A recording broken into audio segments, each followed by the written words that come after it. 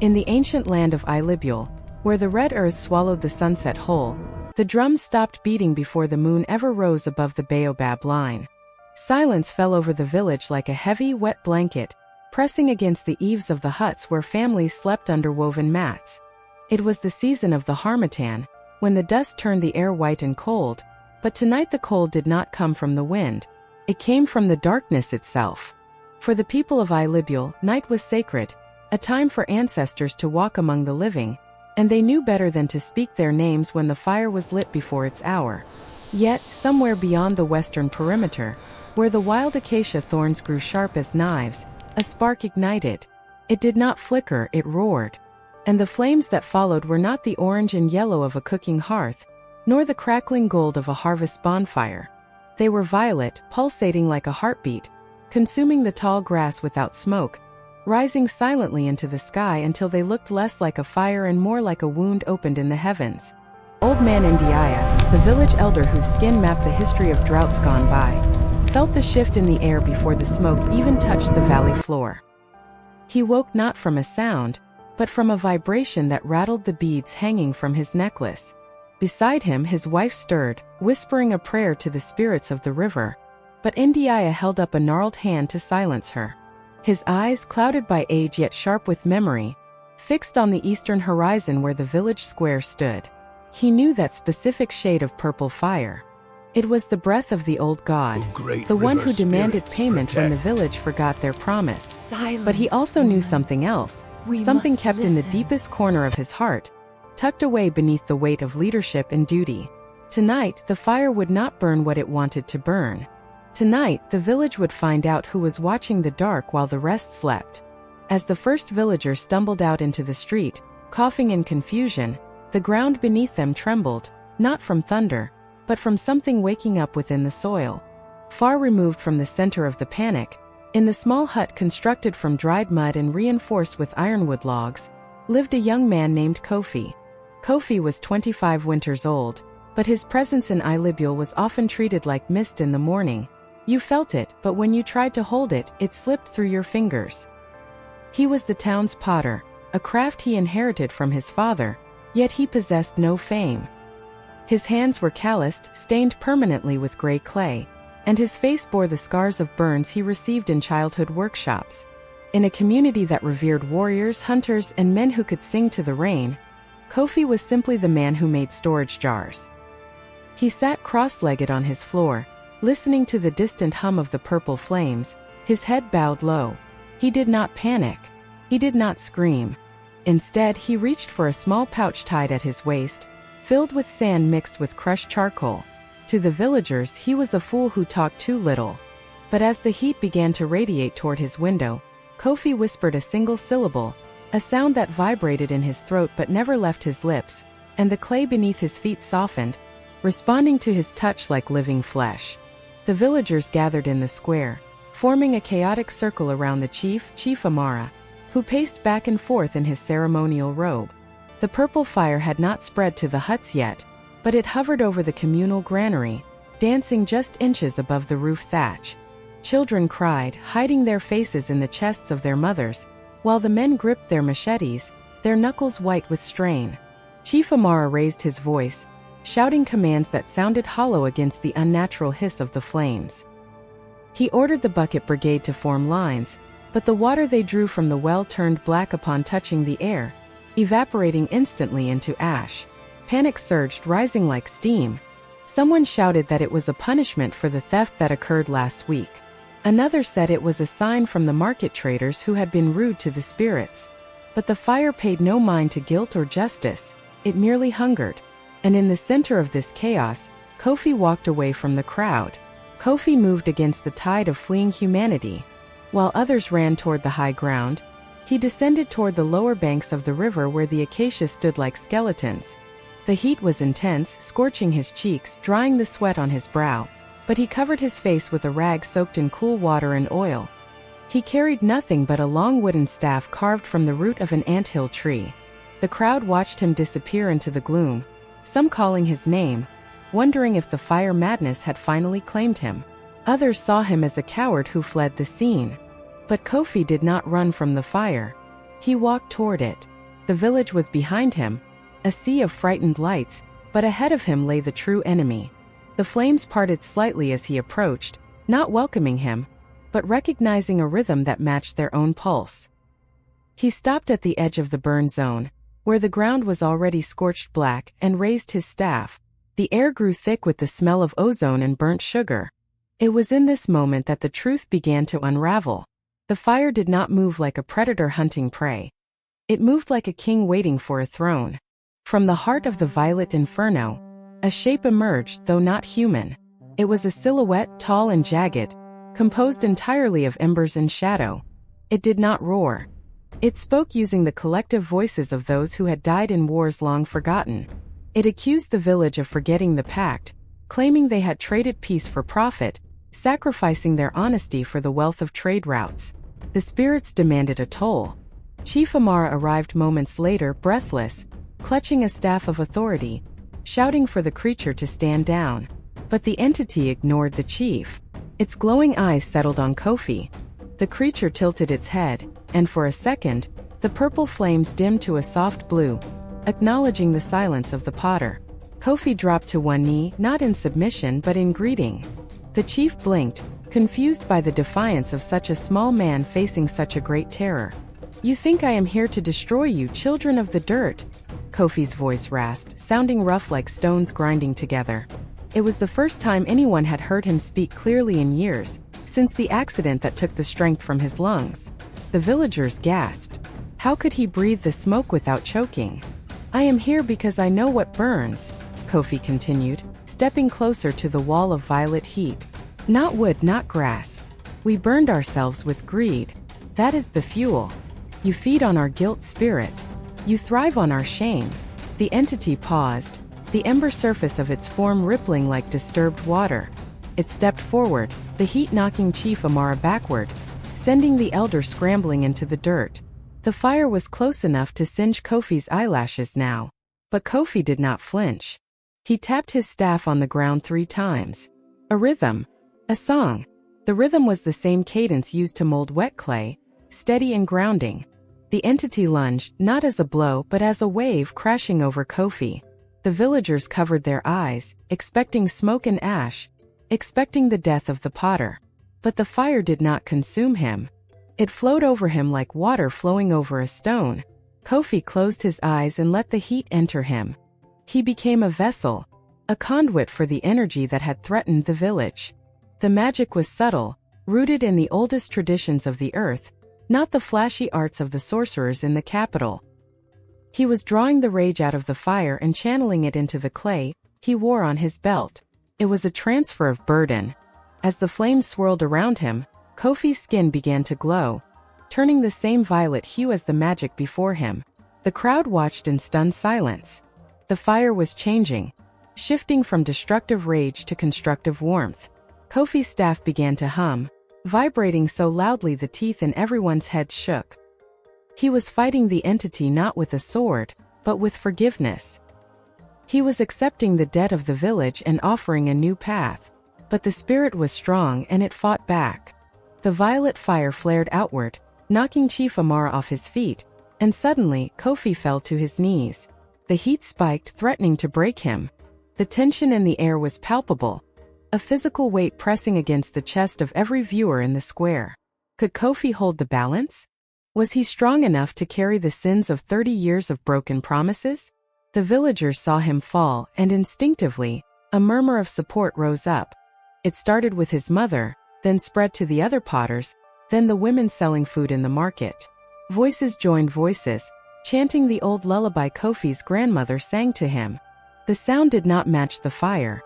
It cut through it. The spirit recoiled, sensing the unity of the people. It fed on isolation, on the fractured ego of the tribe, but it could not digest love. Kofi gasped for air, his mouth open, taking in the essence of the flame. He didn't fight it anymore. He embraced it. He pulled the fire inside him, letting it become part of his blood. His hair caught alight, not burning but glowing like golden filaments. The purple turned to gold. The heat broke the silence. And then with a final cry, Kofi slammed his staff onto the ground. A shockwave of invisible force rippled out from the center of the fire, passing through the people, through the huts, through the very roots of the acacia trees. The violet flames shattered like glass dropping on stone, dissolving into harmless sparks that drifted down like snowflakes. Where the fire had stood, the earth was now smooth, fertile, and covered in a layer of gray ash that smelled sweet rather than burnt. The silence returned, but it was no longer oppressive. It was peaceful. Kofi lay still on the scorched ground, his body curled inward, motionless. Chief Amara scrambled forward, terrified for the boy who had saved them. The crowd rushed in, a surge of people filling the gap between the chief and the fallen hero. They reached him, lifted him gently. His eyes were open, but they were no longer brown. They glowed faintly for a moment, reflecting the stars above, before fading back to normal. For 3 days, Kofi did not rise from his cot. The entire village watched over him, bringing bowls of soup and fresh clay, tending to him as if he were royalty. The elders met in the night to discuss what had happened. The spirit was gone, but the connection remained. Kofi was changed.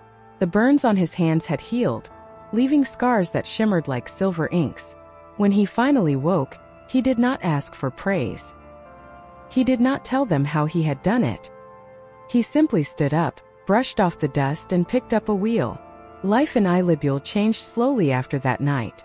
They built a smaller shrine near the riverbank, not to worship the fire, but to remember the balance. The trade goods continued to flow, but the prices were honest, and the rituals were observed with reverence. The village was safer now, not because of walls or weapons, but because they remembered the cost of their secrets. Yet, the story of the midnight fire was not just about saving grain or huts. It was about the nature of heroism. In America, in Europe, and everywhere across the world, we are taught that heroes wear capes, speak eloquent speeches, and fight monsters in the daylight. We look for the savior with the loud voice. Kofi proved that the greatest power is often silent. It is the power of endurance. It is the willingness to take the blow so others don't have to feel it. The people of Ile-Ibule learned that day that they did not need a god to save them. They needed each other. They learned that when the fire of anger rises, the water of patience is the only shield.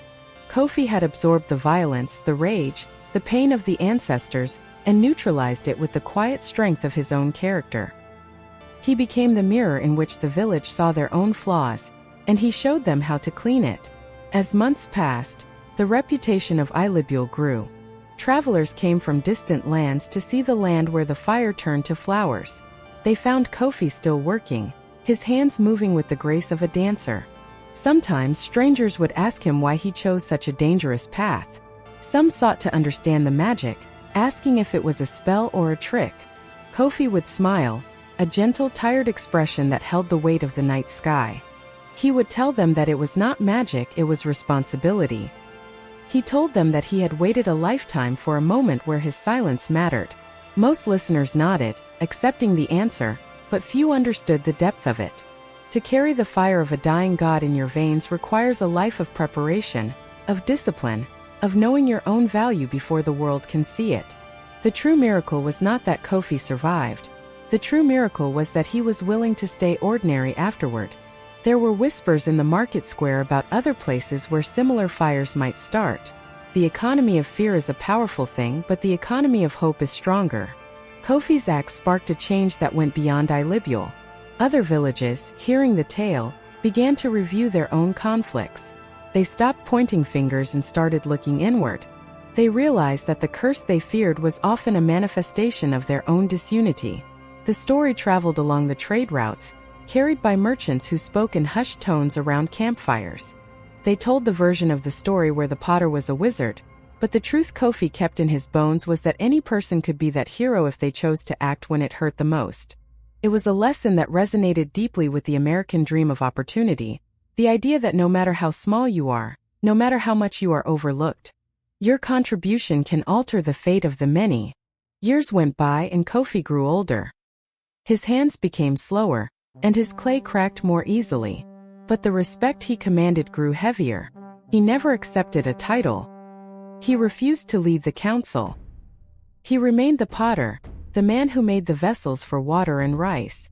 On the anniversary of the midnight fire, the village would gather, not to pray for protection, but to give thanks for the work done. They would sit in the twilight and share stories, telling the children about the night the fire turned purple. And the children would listen wide-eyed, learning that magic isn't in the wand, it isn't in the spell, it is in the choice. To choose peace when war calls. To choose service when power offers itself. To choose silence when noise demands an answer. These were the teachings Kofi left behind, etched into the clay pots and the memories of the people. The fire itself was long extinguished, replaced by the cool breeze of the Harmattan. But sometimes on a clear night, when the moon hung low and heavy over the red earth, the villagers swore they could still see a faint violet glow near the riverbank. It was not fire. It was a memory. It was the reminder that the past is never dead. It is merely waiting for the present to heal it. Kofi's legacy was not a monument of stone, but a culture of integrity. The village became a sanctuary for refugees, not because of wealth, but because of its reputation for safety.